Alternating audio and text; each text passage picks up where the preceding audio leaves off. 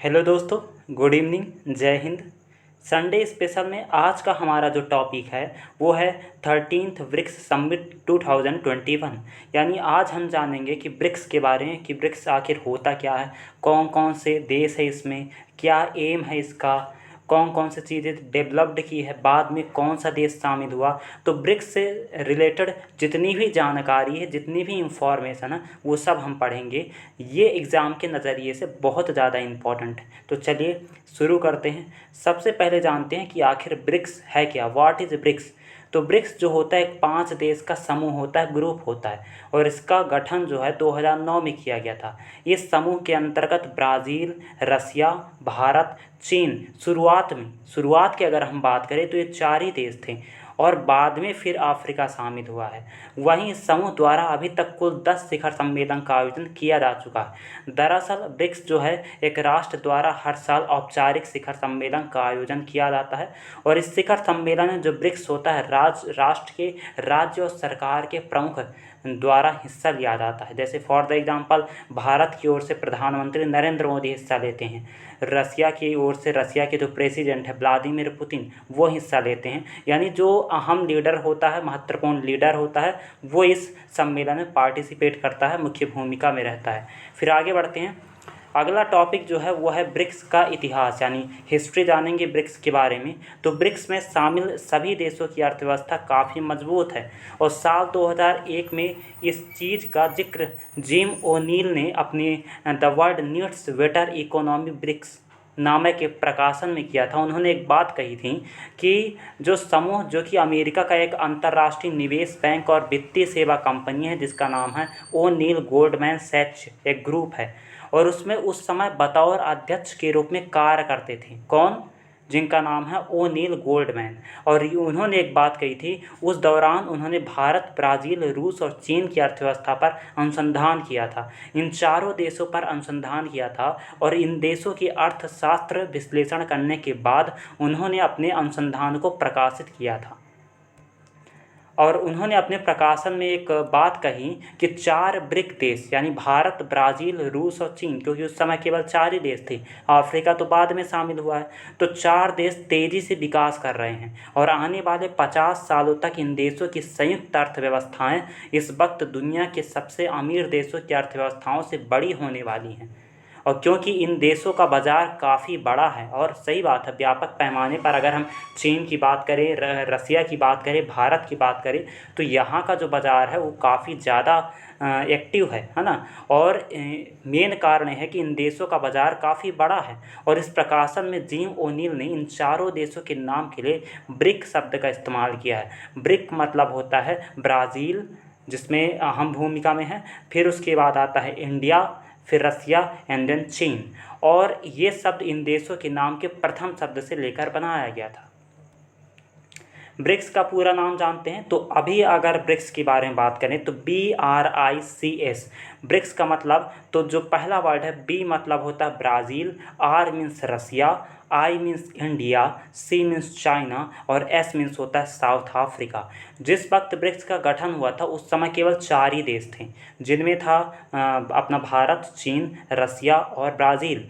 और इसका जो पूर्ण प्रपत्र यानी फुल फॉर्म ब्राज़ील, रूस, चीन और भारत था, और दक्षिण अफ्रीका बाद में शामिल हुआ, तब इसका नाम ब्रिक्स पड़ गया। ब्रिक्स को बनाने का उद्देश्य क्या था ये जानते हैं कि ऑब्जेक्टिव ऑफ ब्रिक्स क्या था। तो विश्व में अमेरिका डॉलर एक प्रमुख मुद्रा है, ये सभी जानते हैं, और ब्रिक जो होता है देशों का लक्ष्य है कि वो इस मुद्रा की जगह अन्य मुद्राओं का उपयोग कर उन मुद्राओं को भी विश्व स्तर पर मजबूत कर सके। अभी हम जब वर्तमान स्वरूप की बात करते हैं तो सारा काम, हर एक जो हम बात करें एक्सपोर्ट या इंपोर्ट को, तो सारा का सारा काम जो होता है वो अमेरिकन डॉलर के थ्रू होता है, और वास्तव में अमेरिकन डॉलर विश्व की सबसे बड़ी मुद्रा है। तो इसी कारण जो ब्रिक्स के देशों ने एक अहम फैसला लिया कि हम क्या करते हैं कि इन मुद्राओं की जगह अन्य मुद्राओं का उपयोग कर उन मुद्राओं को भी विश्व स्तर पर मजबूत कर सकें। जैसे अमेरिकी डॉलर है, तो अमेरिकी डॉलर के कंपेयर में हम जो नई मुद्रा बनाएं उन मुद्राओं को हो व्यापक पैमाने पर यूज़ करें और बड़े स्तर पर उसको लाएं। ब्रिक्स को बनाने का जो दूसरा सबसे बड़ा मकसद था वो था विकासशील देशों के लिए एक विशेष व्यापार ब्लॉक बनाना।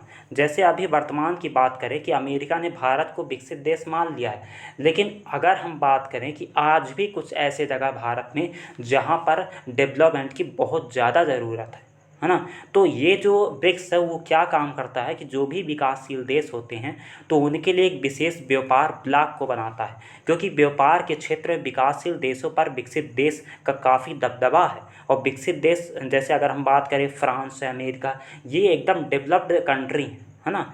और विकसित देशों की बात करें जो विकासशील नहीं है तो अफ्रीका के कई सारे कंट्री हैं, एशिया के कई सारे कंट्री हैं, है ना। तो ये व्यापार में शुरुआत से लेकर अभी तक विकसित देशों का विकासशील देशों पर दबदबा कायम था, अभी भी कायम है। इसके अलावा ब्रिक्स समूह विकसित और विकासशील देशों के बीच एक पुल के रूप में कार्य करता है और साथ ही विकासशील देशों को विकसित करने में उनकी हेल्प करता है, मदद करता है ना। अब जानते हैं कि ब्रिक्स की शुरुआत कब हुई थी। तो 2006 में न्यूयॉर्क में ब्रिक्स राष्ट्र के विदेश मंत्रियों का एक अधिवेशन होता है। इस अधिवेशन के दौरान भारत, ब्राज़ील, रूस, चीन देश ने मिलकर ब्रिक की स्थापना करने का चर्चा किया, जिसके 3 साल बाद यानी 2009 में इन देशों ने रूस में अपना प्रथम सम्मेलन किया। यानी डिस्कशन जो चर्चा हो न्यूयॉर्क में हुई थी 2006 में, लेकिन उसके 3 साल बाद 2009 में इसका पहला सम्मेलन होता है रसिया के मॉस्को में, है ना। फिर आगे बढ़ते हैं। अब जानते हैं कि कब शामिल हुआ साउथ अफ्रीका। तो इस ग्रुप में शुरुआत में 4 देश थे, बाद में साउथ अफ्रीका शामिल हुआ। तो 2010 में दक्षिण अफ्रीका राष्ट्र भी जुड़ गया और अप्रैल 2011 में चीन में आयोजित किए गए इस शिखर सम्मेलन में इस देश के राष्ट्रपति ने भी भाग लिया था। और जब से लेकर अभी दक्षिण अफ्रीका देश में कई बार शिखर सम्मेलन का आयोजन हो चुका है। हाँ, यानी शामिल तो हुआ था 2010 में, लेकिन अगर क्वेश्चन ये आता है कि 2011 में चीन में आयोजित हुआ था तो उस दौरान ब्रिक्स में कितने देश थे, तो 5 देश थे, है ना। चीन, साउथ अफ्रीका, भारत, ब्राज़ील और जिसका नाम है रसिया। फिर आगे बढ़ते हैं। अब जानते हैं कि ब्रिक्स में कौन कौन से देश हैं और इनके कौन कौन से लीडर शामिल होते हैं। तो सबसे पहले हम ब्राज़ील के बारे में जानते हैं। ब्राज़ील के राष्ट्रपति वहाँ के अहम लीडर हैं और जहाँ के राष्ट्रपति बोल्सोनारो है। रसिया के व्लादिमीर पुतिन हैं, वहाँ के राष्ट्रपति भाग लेते हैं। भारत से प्रधानमंत्री नरेंद्र मोदी जी भाग लेते हैं और दक्षिण अफ्रीका से सिरिल रामाफोसा जो कि वहाँ के राष्ट्रपति हैं वो भाग लेते हैं। और चीन से शी जिनपिंग जो वर्तमान में राष्ट्रपति हैं चीन के, ये भाग लेते हैं। यानी जो बड़े बड़े लीडर हैं देशों के कंट्री की वो पार्टिसिपेट करते हैं, एक लीडर के तौर पर काम करते हैं, है ना। अब जान लेते हैं 13th BRICS summit 2021। 13th BRICS summit की अगर हम बात करें तो इसकी अध्यक्षता जो है वो प्रधानमंत्री नरेंद्र मोदी द्वारा की गई थी, यानी अपना देश भारत इसकी अध्यक्षता कर रहा था। तो ब्रिक्स सम्मेलन की शुरुआत में प्रधानमंत्री नरेंद्र मोदी जी कहते हैं कि पिछले 1.5 दशक में ब्रिक्स ने कई उपलब्धियां हासिल की हैं और आज हम विश्व की उभरती अर्थव्यवस्थाओं के लिए एक प्रभावकारी आवाज़ है और वास्तव में ऐसा काम हुआ है। प्रधानमंत्री नरेंद्र मोदी जी की अध्यक्षता में गुरुवार को 5 देशों के समूह ब्रिक्स सालाना शिखर सम्मेलन हुआ। वर्चुअल तरीके से आयोजित इस शिखर सम्मेलन में पीएम नरेंद्र मोदी ने कहा कि अध्यक्षता करना हमारे लिए खुशी की बात है। वर्चुअल यानी कि लाइव, है ना। अब इसमें क्योंकि अध्यक्षता तो भारत कर रहा था, इस बीच सम्मेलन में रूस के राष्ट्रपति व्लादिमीर पुतिन ने अफगानिस्तान का मुद्दा भी उठाया। तो सम्मेलन के समापन पर ब्रिक्स नेताओं ने नई दिल्ली घोषणा के तहत अफगानिस्तान संकट को शांतिपूर्ण तरीके से निपटने का आह्वान किया।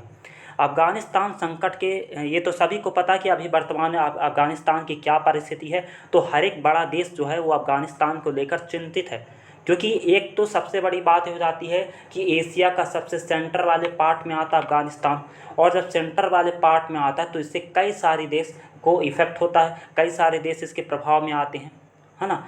तो सबसे बड़ा कारण है कि अमेरिका, रूस, चीन जितने भी बड़ी बड़ी कंट्री हैं उन सब की नज़रें जो हैं वो अफ़गानिस्तान पर है, क्योंकि अभी वर्तमान में अफ़गानिस्तान की हालत बहुत नाजुक है। है ना। तो अफगानिस्तान संकट के समय आयोजित इस अहम बैठक में नई दिल्ली घोषणा पत्र के जरिए नेताओं ने देश में स्थिरता, नागरिकता, शांति, कानून और व्यवस्था सुनिश्चित करने के लिए एक समावेशी अंतर अफगान वार्ता के माध्यम से अफगानिस्तान में हिंसा से बचने और शांतिपूर्ण तरीके से स्थिति को निपटाने का आह्वान किया। शिखर सम्मेलन में नेताओं ने आतंकवाद से लड़ने की प्राथमिकता को रेखांकित किया, जिसमें आतंकवादी संगठनों द्वारा अफगान क्षेत्र को आतंकवादी अभ्यारण्य के रूप में उपयोग करने और अन्य देशों के खिलाफ हमले करने के प्रयासों को रोकना शामिल है। उन्होंने मानवीय स्थिति को संबोधित करने और महिलाओं, बच्चों तथा अल्पसंख्यकों सहित मानवाधिकारों को बनाए रखने की आवश्यकता पर बल दिया। चीन अगले साल ब्रिक्स के अध्यक्ष के रूप में कार्यभार संभालेगा और 2022 में ब्लॉक के 14वें शिखर सम्मेलन की मेज़बानी करेगा। तो यहाँ पर सबसे बड़ी बात हो जाती है कि अफगानिस्तान को लेकर ब्रिक्स में काफ़ी अहम मुद्दा उठाया गया कि जो भी काम होंगे हम शांतिपूर्ण तरीके से उसको सुलझाएंगे। और सही बात है कि क्योंकि वर्तमान अफगानिस्तान की हालत बहुत नाजुक है, उसको सुधार करने की बहुत ज़रूरत है। प्रधानमंत्री नरेंद्र मोदी ने आगे एक बात कही कि 1.5 दशक में ब्रिक्स के खाते में कई सारी उपलब्धियां आई। यानी इससे पहले प्रधानमंत्री मोदी ने सम्मेलन की शुरुआत करते हुए कहा कि पिछले 1.5 दशक में ब्रिक्स ने कई उपलब्धियां हासिल की। आज हम विश्व की उभरती अर्थव्यवस्थाओं के लिए एक प्रभावकारी आवाज़ हैं। विकासशील देशों की प्राथमिकताओं पर ध्यान केंद्रित करने के लिए भी यह मंच उपयोगी रहा है। उन्होंने कहा कि ब्रिक्स की 15वीं वर्षगांठ पर इस समिट की अध्यक्षता करना मेरे और भारत के लिए खुशी की बात है और आज भी इस बैठक के लिए हमारे पास विस्तृत एजेंडा है। फिर आगे बढ़ते हैं। अब इसमें उन्होंने एक और बात कही कि हमें यह सुनिश्चित करना है कि ब्रिक्स अगले 15 वर्षों में और परिणामदायी हो जाए, यानी आने वाले 15 वर्षों में और अधिक स्वर्णिम हो जाए। और भारत ने अपनी अध्यक्षता के लिए जो थीम चुना है वह यही प्राथमिकता दर्शाता है कि ब्रिक्स @15 यानी निरंतरता, समकेन और आम सहमति की खातिर अंतर ब्रिक्स सहयोग। ब्रिक्स सम्मेलन में रूसी राष्ट्रपति व्लादिमीर पुतिन ने कहा कि अफगानिस्तान से अमेरिका के जाने से नया संकट पैदा हो गया है और दुनिया के सामने सुरक्षा की चुनौतियां हैं। आतंक और नशे के कारोबार पर नियंत्रण जरूरी हो गया है और आतंकवाद पर नियंत्रण जरूरी है। और वास्तव में आतंकवाद सबसे बड़ा मुद्दा है, एक विश्वव्यापी मुद्दा है। इसको सुलझाना बहुत ज़रूरी है क्योंकि ये संकट पैदा कर सकता है। और आने वाली जितनी भी बड़ी बड़ी कंट्री हैं, अमेरिका, चीन, भारत, रसिया, ये सब आतंकवाद के विरोध गतिविधियां, माने कहने का मतलब कि आतंकवाद के विरोध निपटारा कर रही हैं, आतंकवाद के खिलाफ काम कर रही हैं। और वास्तव में भारत ने आतंकवाद के खिलाफ बहुत अच्छा काम किया है, क्योंकि अगर देश अच्छा है तो हमें सुदृढ़ रहना, आतंकवादियों को मारना होगा। और वास्तव में बीजेपी सरकार, नरेंद्र मोदी की सरकार जब से आई है तो आतंकवादियों का नाम जो है वो मिट चुका है। मतलब अभी भी उनको मारने की ज़रूरत है। यानी ऐसा विश्वव्यापी हमें कदम उठाना होगा ब्रिक्स देशों के सम्मेलन से, जो आतंकवादी के खिलाफ काम कर सके, उनके खिलाफ एक गठजोड़ कर सके और आतंकवाद को जल्द से जल्द ख़त्म करने की कोशिश की जाए। अब आगे बढ़ते हैं। अब नरेंद्र मोदी जी ने एक बात और कही कि हमने काउंटर टेररिज्म एक्शन प्लान भी अडॉप्ट किया है। यानी प्रधानमंत्री नरेंद्र मोदी जी ने कहा कि यह भी अपनी पहली बार हुआ कि ब्रिक्स ने मल्टीलेटरल सिस्टम की मजबूती और सुधार पर एक साझा पोजीशन ली। हमने BRICS counter terrorism action plan भी अडॉप्ट किया है। प्रधानमंत्री ने कहा कि हाल ही में पहले ब्रिक्स डिजिटल हेल्थ सम्मेलन का आयोजन हुआ। तकनीकी की मदद से हेल्थ एक्सेस बढ़ाने के लिए यह एक इनोवेटिव कदम है और नवंबर में हमारे जल संसाधन मंत्री ब्रिक्स फॉरवर्ड में पहली बार मिलेंगे। तो ये था हमारा ब्रिक्स का सारा डेटा कि ब्रिक्स क्या होता है, इसका उद्देश्य क्या है, कैसे काम कर सकता है, ब्रिक्स में कौन कौन से देश हैं। तो ये एग्ज़ाम के नज़रिए से काफ़ी इम्पोर्टेंट था। तो कैसा लगा आपको सेशन, प्लीज़ कमेंट बॉक्स में बताइएगा। आज के लिए इतना ही। Please like, share and subscribe. Thank you.